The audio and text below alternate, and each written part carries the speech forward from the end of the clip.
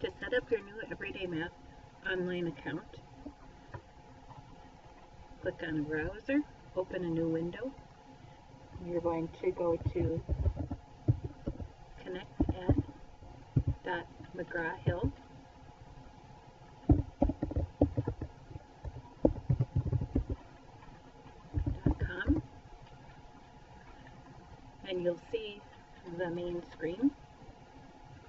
You need to create a new account, so you're going to click on New Users. The student piece we're going to ignore for right now. We're going to go to the teacher side and click on Register. Once you get there, it'll ask for your personal information. So go ahead and input that. And then it asks for your master code. That master code is included in the email with the link to this, and the code will be different for each grade level. So please make sure that you use the code that corresponds to your grade level. So I'm going to register as a grade 1 teacher, and that code is BD6G 3MZT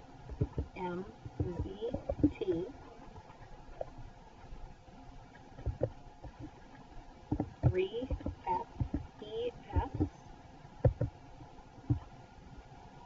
T6ZL. And I'll put in my email. And I already had established an account, so Jen is letting me use hers.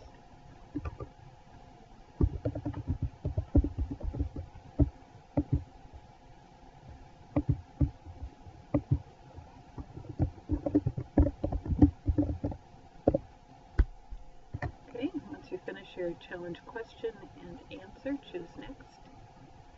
Enter the zip code where your school is located. Make sure that you use the zip code for your school location, not your home location. Okay, and then you can go ahead and select the school, your school, as it shows up. So I'm going to select Hawthorne. And then I'm going to register. Okay, make sure that you do write down the password so that you have it.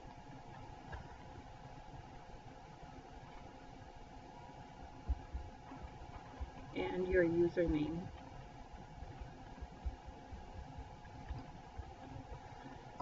Alright, and you have an option to print that if you'd like. I'm just going to go to Finish.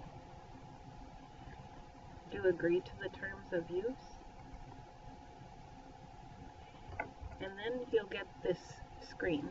You need to, before you complete this, you need to redeem your master code, and again, that's the code that you've already put in, so you're going to put it in again.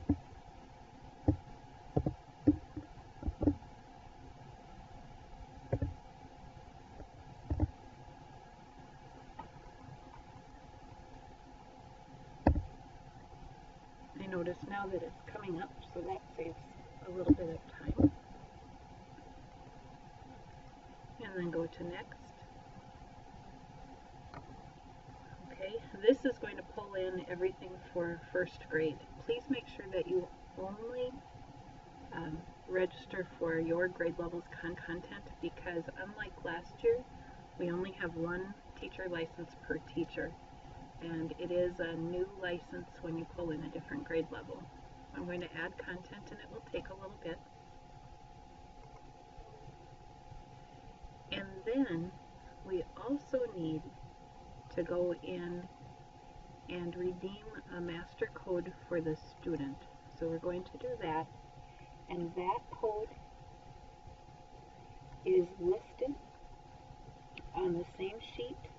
It's the student edition, and this allows Connie to import students so that you can access them. That won't be done for a few weeks, but this is how you're going to get that access. And again, once you enter this code, it'll pull in a student journal for you.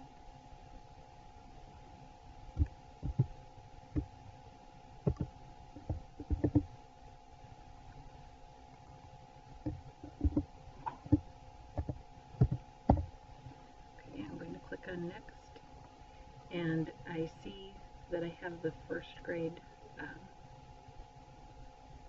student journal. I'm going to click on May 27th, 2015 as our end date and create redemption code.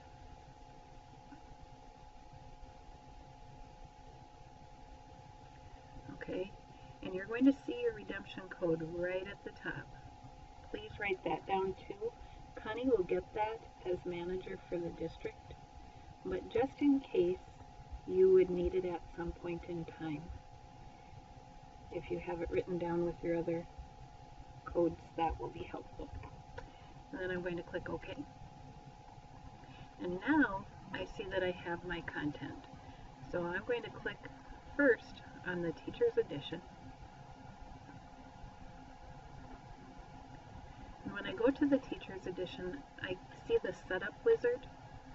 I'm going to click on the Start Date. If you have already started your math, you may want to change that date and backdate it. I'm going to change the end date to May 27th.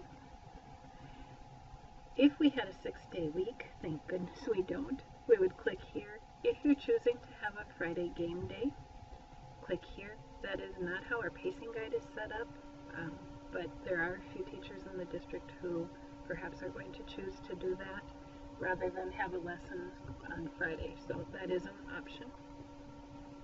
Click Next, and the holidays are already selected, all of the traditional United States holidays. If you would like to take time and set this up so that it exactly follows our calendar, that's fine. If you choose not to, that's okay too. When your students have access, they will see, if you take the time to set it up, they will see the lesson that you're working on that day.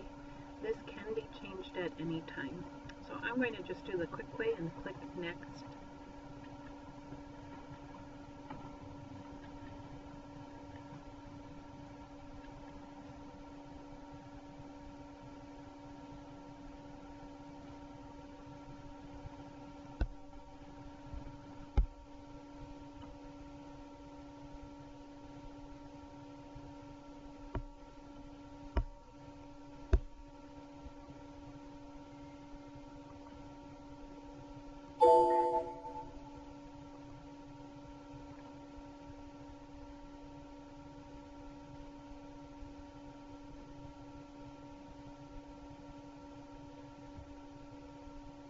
I'm waiting for it to pull in my content.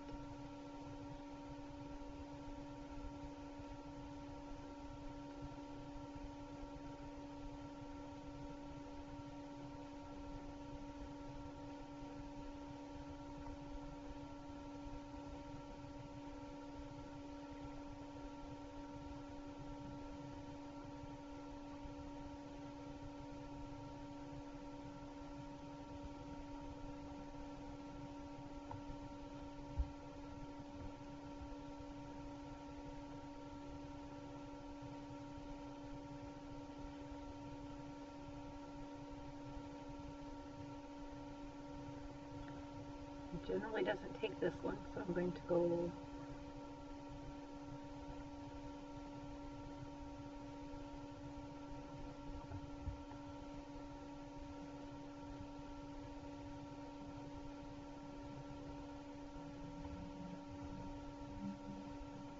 to refresh at this point and see if there's a reason for that not to happen. So I'll click Next.